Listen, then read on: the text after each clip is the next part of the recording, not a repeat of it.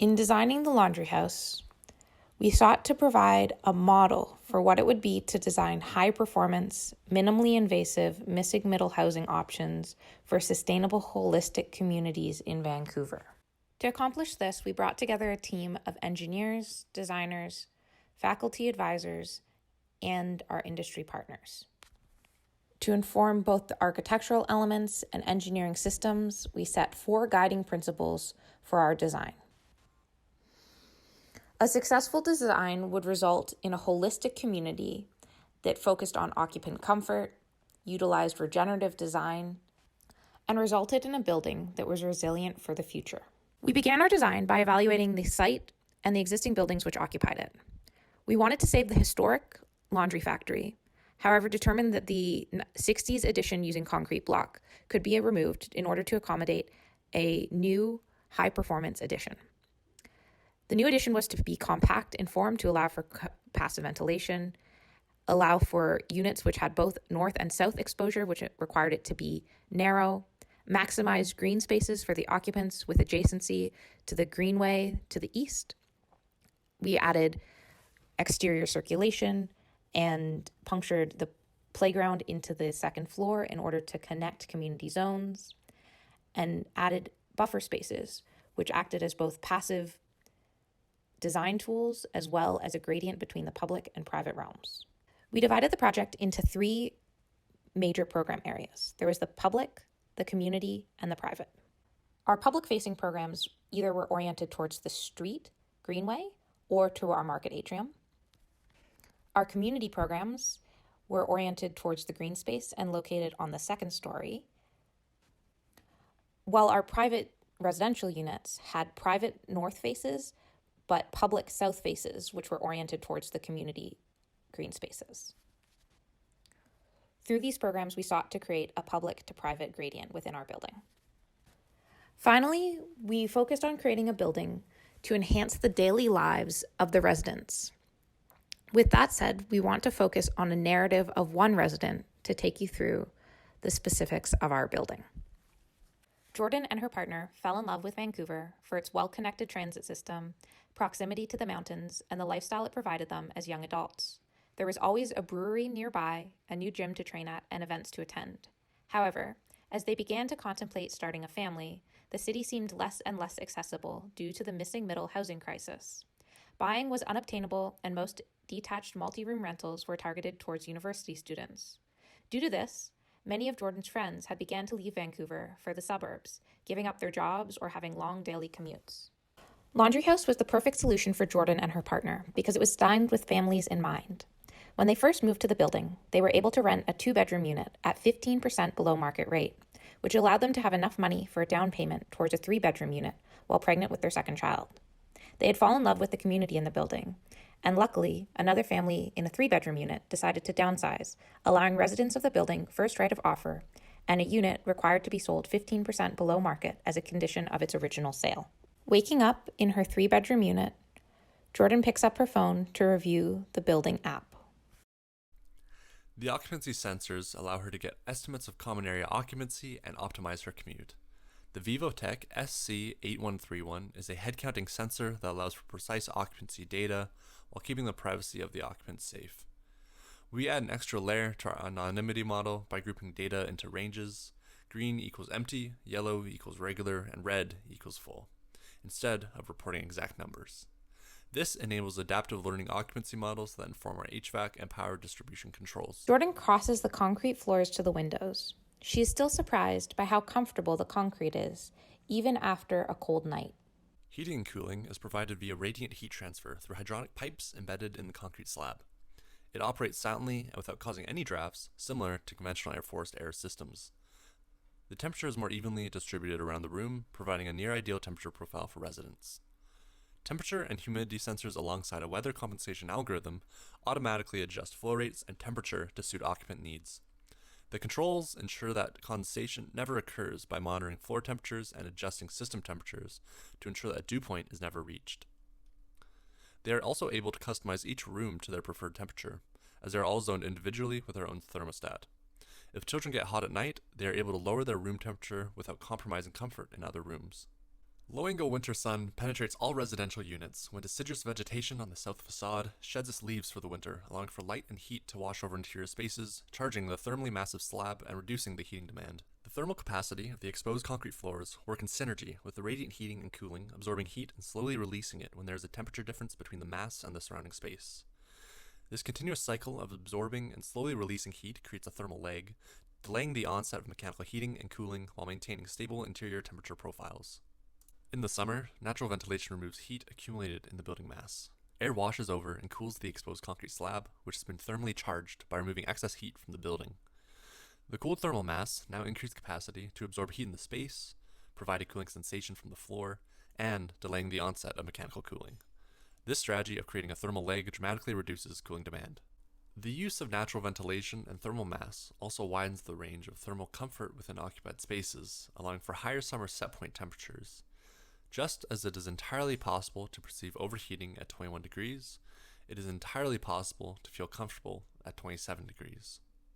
To wake her partner, Jordan opens the curtains to allow in diffused northern light, then walks through her closet to the ensuite bathroom.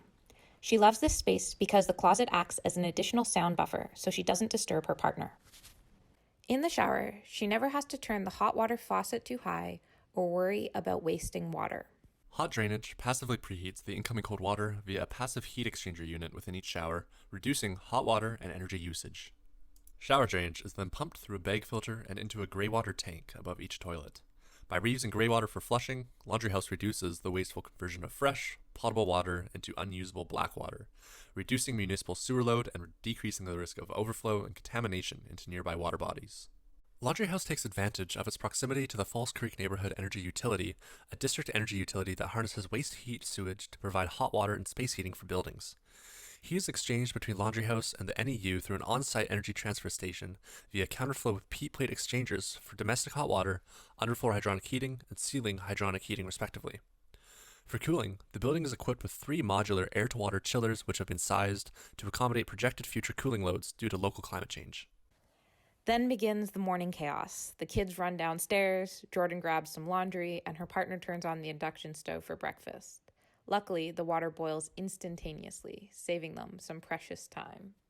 As buildings become more efficient, plug loads become a more significant part of the overall energy needs of the building, making it a priority to select appliances that are as efficient as possible. Induction stoves use electromagnetic energy to heat up without the need for a resistive element. Convection ovens reduce either cooking temperature or time by close to 25% less than the normal ovens. Top freezer refrigerators are 10 to 25% more efficient than other models, and heat pump dryers eliminate the need for venting. For breakfast, the family gathers around a table, which has room to expand for holidays, and appreciates the way natural light fills the double-height space. As daylight changes throughout the day, the artificial lighting is adjusted to match these changes and make the most out of natural light. A continuous dimming control system takes charge of the lighting coordination, and ambient light sensors create an illumination profile for every daylight scenario. As everyone rushes to get out the door, the kids put on their shoes at the built-in bench while Jordan waits on the front porch sunroom and waves at a neighbor as they pass by. Using an efficient envelope, Laundry House becomes a resilient and comfortable fortress against the outside world. The buffer space offers better insulation capacity, a movable control layer allows Laundry House to store or release heat based on the season, and structurally separating inside spaces and buffer spaces using R42 CLT walls reduces thermal bridging. As they go to leave, light dapples in through the white brick screen, and greenery welcomes them onto the street in the sky. Material choices were guided by circularity. Brick from the existing building was either retained for the facade or repurposed in the residential part of the building, and DLT was used since it is very easily repurposed at the end of life compared to other mass timber. Special attention was given to sourcing all mass materials as locally as possible, with the structural timber, the insulation, the cladding and soffit, drywall, and concrete, all sourced within 350 kilometers from site. The materials selected were also intentional to reduce the environmental impacts of the building. Key trade-offs between embodied emissions and low operational energy impacts exist that are typical for high-performance buildings. Operational energy impacts are only 20.6% of the building's global warming potential, but as a result, higher quantities of wood, insulation, gypsum, and electrical installations are used. Overall, these materials responsible for minimizing the operational energy of the building contribute to 63.3% of total global warming potential. Wood members exhibit the largest global warming potential impacts, however, will sequester carbon over its 60-year intended lifespan, which will offset the large majority of the embodied carbon. Playing peekaboo, Jordan's son runs and hides behind a column. The exposed DLT ceiling above is part of the mass timber structural system. The building's material choices include locally sourced DLT and CLT panels with glulam beams and columns, uniform panels across the building, a CLT elevator shaft utilizing the existing timber floor system, and finally, maintained brick used for thermal mass. 42% by volume of the building's structural materials are recycled products, while 100% are local to British Columbia. The mass timber structure supports heavy lateral and vertical loads generated by the complex dead, live, and seismic loads for the site. The kids then run through the street in the sky green roof, which enables them to have access to green and informal play with other kids while being protected and passively supervised. As they reach the sunken playground, her daughter slides down the slide while her partner follows not far behind on the stairs. From there, their daughter will go into daycare for the day, while her partner is in the adjacent co-work space that allows him to share lunch and other moments with the daughter throughout the day. From the street in the sky, Jordan and her son go down the stairs which lead to the market atrium. He loves to run his hand along the old red brick as they descend. The original brick facade has been retrofitted to meet the new building code standards. Multiple retrofitting approaches were used, including the center core strengthening technique, which uses recycled steel rebar to strengthen the brick internally, while allowing users to enjoy the brick inside and outside the building. This space also features timber flooring, concrete slabs, timber columns, and joists from the retrofitted building. Portions of the concrete slab were recycled for use as aggregate in other construction, while the lateral system was updated with new columns and the lateral system was improved with CLT panels. The atrium connects neighboring commercial spaces to a double height space, thereby enhancing the pressure differential that drives passive stack ventilation. With the passive cooling provided by natural ventilation, the commercial spaces need very little mechanical cooling. In fact, throughout the entire building, both commercial and residential, natural ventilation cuts the plant cooling load by 2/3, from 52 kilowatts to 17 kilowatts. In the unconditioned atrium, natural ventilation provides sufficient passive cooling during the summer to maintain comfortable temperatures. Cold air flows in through the lower windows, while warm interior air flows out through the upper windows and skylights. Shown in the graph is a week during August, the hottest month of Vancouver summers. With the aid of natural ventilation, the average air temperature stays around 22 degrees Celsius, whereas without natural ventilation, the air temperature is around 28 degrees Celsius. Entering the bike parking, the lights automatically turn on.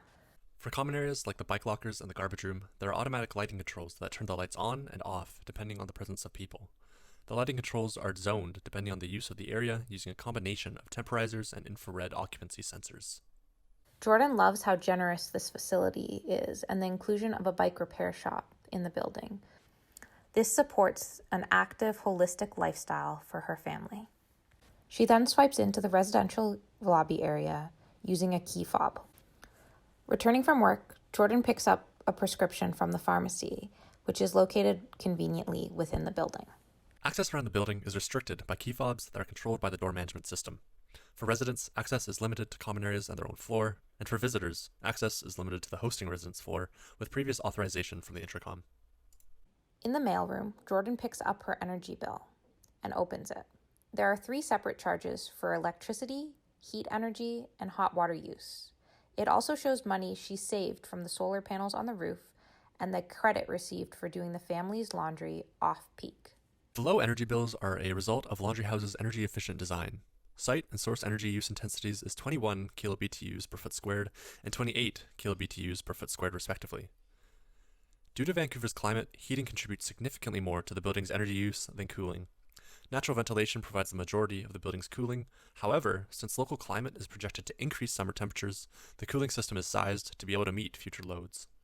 She then uses one of the 2 accessible elevators to access the upper community green roof. She shelters from the rain under the solar panel gazebo. The rooftop solar photovoltaic array consists of 480 370-watt solar panels powering Laundry House and provides 24% of the building's annual energy requirements. The remaining energy is provided by BC Hydro, the provincial electric utility. A truly net zero energy design is not a sensible solution in Vancouver due to the rainy climate that receives relatively low levels of solar irradiation. British Columbia's electric utility, BC Hydro, was chosen as the main source of power for the building. Currently, 93% of the power delivered by BC Hydro is renewable. The laundry house on-site production capabilities were designed at a minimum to offset the portion of non-renewable energy that it consumes, and in fact exceeds this requirement by 350%.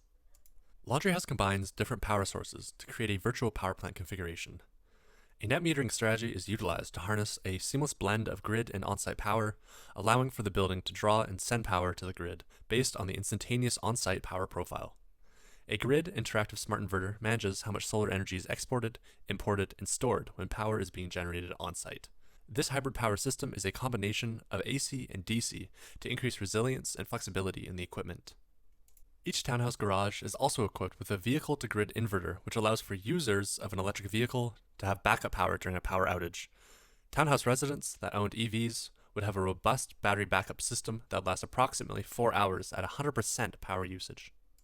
Tonight, the building is meeting about emergency preparedness and resiliency to hazards. For environmental and pandemic resilience, ample outdoor spaces have been provided.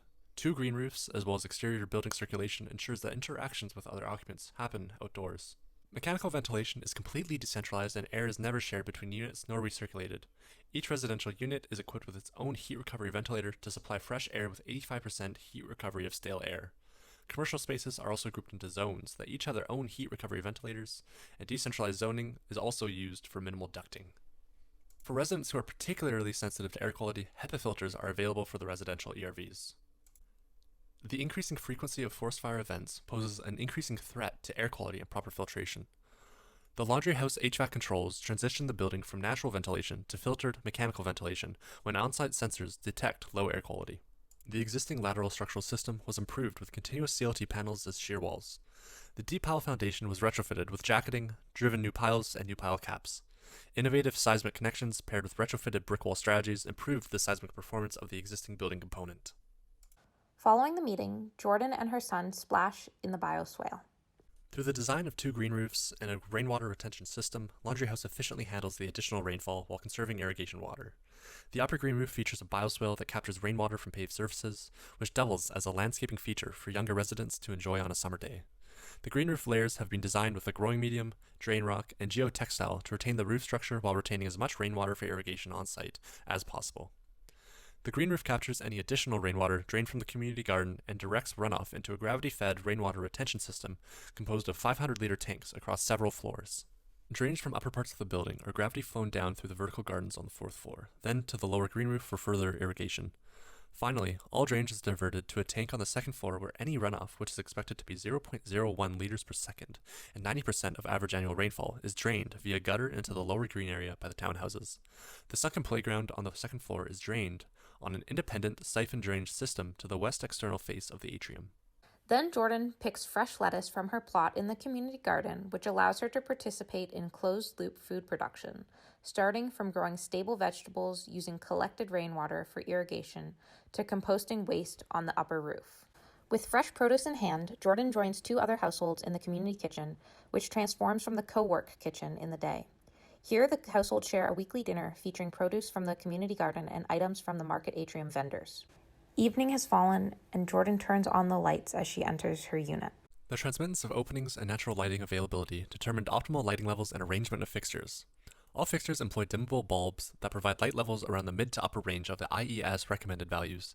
Lamps are coordinated to provide even color around the unit and provide options of light colors around 3000 to 4000 Kelvin for coordinating a circadian lighting sequence that improves the occupant health and indoor experience.